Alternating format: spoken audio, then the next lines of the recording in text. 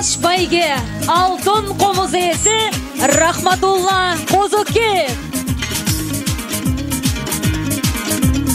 Bir жылдан бери ондогон төкмөлөрдүн түшүнө кирип, сандыкка каткан ыр саптарын белендетип, таңдайы түшкөнчө айтышка түшүргөн элдик каналдын байгеси алтын комуз ээсин тапты. Аны айтылуу аксыдан чыккан төкмө Рахматулла Козукеев утуп алды. Калыстардын калыс баасы көрүүчүлөрдүн көзөмөлү, телегөрүүчүлөрдүн СМС добуштарынын коштоосунда.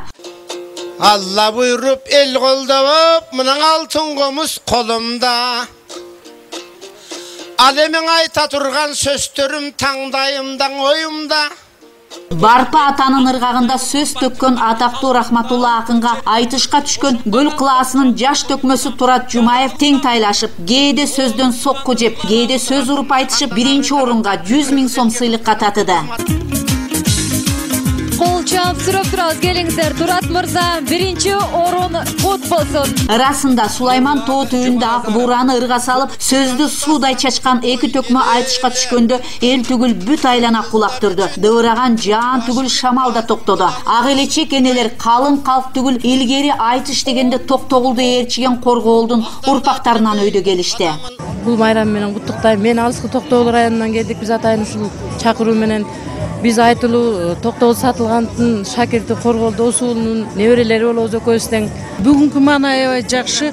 Салттуу музыкадан мурун дагы ооз эки ата бабадан калып келаткан моундай айтышты улантуу элтердин өзүнүн да даңазасы, элдин да сыймыгы деп ойлойм.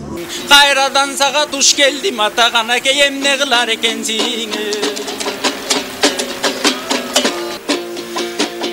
Айтыш бүтпөй жатып карашың, алтын комузду бергин деп атасын да кыйнайбы. Колдоп кой мени, колдоп кой деп калың элден сурайбы. Айланайын жан балам, суурулган акын болот десем, бул балам сурамсың акын турбайбы. Төкмөлөрдүн таймашы түн окунга созулуп, түз эфирде көрүүчүлөр ал эми айтышты жанынан уккан миңдеген эл рахат алды. Дал ушул урпактарга улуу кыргыздын мурасын таратуу элтердин башкы көздөгөнү. Бул иш-чарабыздын негизги максаты Кыргызстанда төкмө акындык өнөрдүн өнүгүшүнө, мындан дагы өрчүшүнө, жашап кетишине, дагы бир жаңы бийиктиктерди жарата беришине кандайдыр бир өөлгө түзүү гана максат койгонбуз.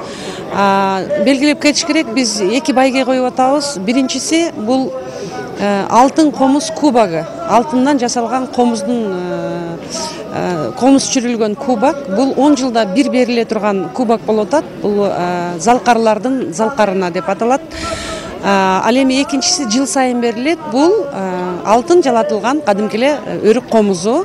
Аны жылда бирден тапшырып турабыз. Кылымдардан мурас калган өнөрдү элтерден калың журтка жайылтуу, айтыш өнөрүн муундарга угузуу улуу иш экенин маданият серисинин ээлери баалайт. Биздин маңдайыбызга сыйдырыла турган, биз кайда барсак дагы сыймыктанып айта турган эки эле нерсебиз бар. Бири кыргыз жери, бири манасыбыз, бири төкмөлүгүбүз, бири мына күбүлөр комузчулугубуз. Калган өнөрлөр бар, башка элдерде бар.